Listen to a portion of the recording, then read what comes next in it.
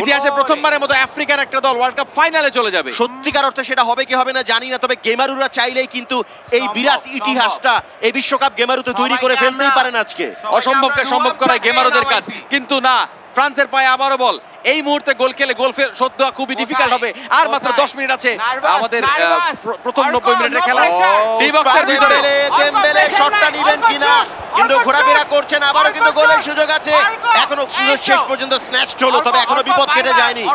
Rabiot, Griezmann, তবে French ডিফেন্ডাররা কিছু করুক আর না করুক, এইখানটাতে সতর্ক আছেন মরক্কোর ডিফেন্ডাররা, যারা গোলকিপারকে প্রোটেক্ট করছেন, ডিফেন্ড করছেন দারুণ ভাবে। এখনো পর্যন্ত আতোয়ান গ্রিজমান, রাবিও না, সেখানে অলিভিয়ার জিরো তার নিয়ন্ত্রণে রেখেছেন। ব্যাক পাস, রাবিও আবারও উসমান দেমবেলে কিছুটা নিচের দিকে, এবার কিন্তু গোলের সুযোগ, কিন্তু না, এইবার যেটা করেছেন ইয়াসিন বোনো, এখানে একটা কার্ড খেয়ে গেল। আমারাবাদকে ইয়েলো কার্ড দেখানো হলো। ওই যে তখন ল্যাগ মারছিল যে সোফিয়ান আমারাবাদ, তাকে কিন্তু একটা ইয়েলো কার্ড দেখানো হলো। এবং আমরা যদি দেখি এটা ফাউল ছিল, তখন ফ্রি কিক দেয় নাই, কারণ বলটা অটোমেটিক পেয়ে গিয়েছিল, কিন্তু রিয়েল ফাউল ছিল। ভাই ওরা একটা শট মারছে এতক্ষণে, শরম আমি খেয়াল করলাম খুব একটা সময় হাতে নেই রেগুলেশন টাইমের, আর 4 মিনিটের মতো এটাই হতে পারে।